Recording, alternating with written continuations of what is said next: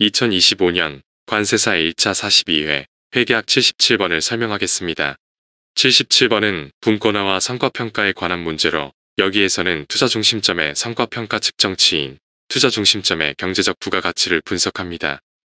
회계캠프 채널에서는 공인회계사, 세무사, 감정평가사, 관세사 시험에서 출제된 원가관리회계 분야의 기출문제 풀이 과정을 영상자료를 제작하여 설명하는데, 이 영상자료는 온 에어 스튜디오의 인공지능 음성 영상 제작 프로그램과 네이버의 클로버 더빙 프로그램을 이용하여 작성하였음을 알려드립니다.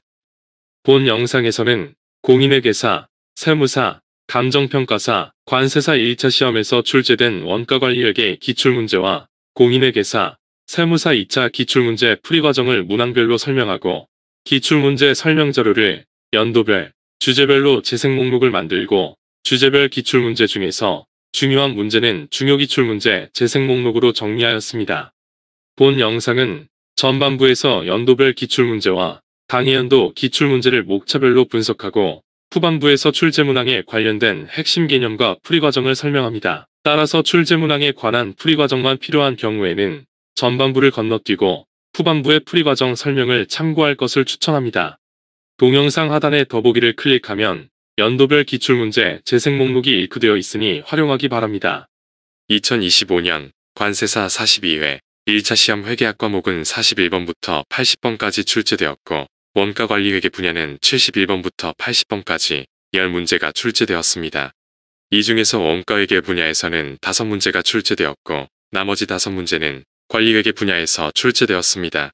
이 문제의 난이도는 출제 문제에 대한 핵심 개념을 파악했으면 풀 수 있는 기본적 수준의 문제로, 이 문제를 통하여 원가관리회계 분야에서 매년 반복적으로 출제되는 출제 분야를 파악하고 출제 문항에 대한 핵심 개념을 명확하게 정리하여 반복적으로 숙달하는 것이 중요합니다. 77번은 분권화와 성과평가에 관한 문제로 여기에서는 투자중심점의 성과평가 측정치인 투자중심점의 경제적 부가가치를 분석합니다. 다음은 관세사 시험에서 2011년부터 2025년까지 원가회계와 관리회계 분야에서 출제된 문항을 중요 목차별로 정리한 것입니다. 2025년도에는 원가회계 분야에서 5문제, 관리회계 분야에서 5문제가 출제되었는데, 올해에는 출제 문항의 난이도가 기본적 수준으로 쉽게 출제되었고, 원가관리회계 분야에서 중요한 주제인 변동원가 계산, 관련 원가 분석, 표준 원가 계산 등의 문제가 출제되지 않았습니다.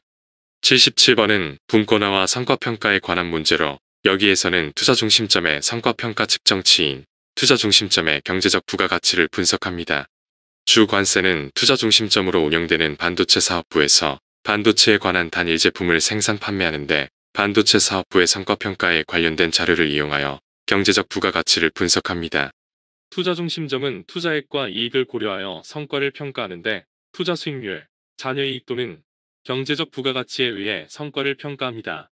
투자 수익률은 영업이익을 투자액으로 나누어서 투자액의 수익률을 계산하고, 잔여이익은 영업이익 중 투자액에 대한 최저필수이익을 초과한 이익으로 성과를 평가합니다.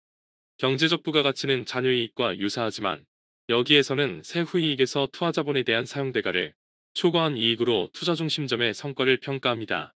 투자중심점은 이익과 투자액을 고려하여 성과를 평가하는데, 경제적 부가가치는 실제로 벌어들인 이익 중에서 투하된 자금의 자본비용을 초과한 이익으로 성과를 평가합니다. 경제적 부가가치는 세후이익에서 투하자본에 대한 자본비용을 초과한 이익으로 성과를 평가하는데, 여기에서 투하자본은 사용대가가 발생하는 자본입니다. 재무상태표의 오른쪽인 대변에는 자금 조달 현황을, 왼쪽인 차변에는 자금 운용 현황을 보고합니다. 조달한 자금 중 사용대가가 발생하는 자본을 투하자본이라고 하는데, 투하자본은 비유동부채와 자기자본입니다. 따라서 투하자본은 총자산에서 유동부채를 차감하여 계산하고, 총자산은 유동자산과 비유동자산으로 세분되기 때문에 유동자산에서 유동부채를 차감한 순운전자본과 비유동자산의 합계로도 투하자본을 계산합니다. 경제적 부가가치는 투자중심점에서 사용한 투하자본에 대한 자본비용을 곱한 투하자본의 사용대가를 구한 다음, 세후영업이익에서 투하자본의 사용대가를 초과한 세후영업이익으로 투자중심점의 성과를 평가합니다. 반도체 사업부는 본사로부터 자원을 할당받아 총자산 60만원을 활용하여 13만 5천원의 세전 영업이익을 창출했고, 여기에서 30%의 법인세를 차감한 94,500원의 세후영업이익을 벌었습니다. 반도체 사업부가 본사로부터 할당받아 영업활동에 투하한 투하자본은 본사에서 자본을 조달하는 과정에서 자본 비용이 발생하는데 본사에서 자본을 조달하는 과정에서 발생한 가중평균 자본 비용은 15%입니다. 따라서 반도체 사업부는 본사에서 발생한 자본 비용인 15% 이상의 세후 이익을 창출하였을 때 비로소 반도체 사업부의 투하자본의 부가가치가 증가합니다. 반도체 사업부에서 자본 비용이 발생하는 투하자본은 반도체 사업부의 총자산 60만원에서 자본 비용이 발생하지 않은 유동부채 18만원을 차감한 42만원입니다. 여기에 본사에서 자본을 조달하는 과정에서 발생한 가중평균 자본 비용 15%를 곱한 투하자본 42만원의 사용대가는 63,000원입니다. 반도체 사업부의 세후 영업이익 94,500원 중에서 투하자본의 사용대가 63,000원을 초과한 경제적 부가가치는 31,500원입니다. 이 문제의 정답은 2번 31,500원입니다. 동영상 하단의 더보기를 클릭하면 분권화와 성과평가에 관련된 투자중심점 평가에 관한 다양한 유형의 기출문제가 정리되어 있습니다. 참고하기 바랍니다.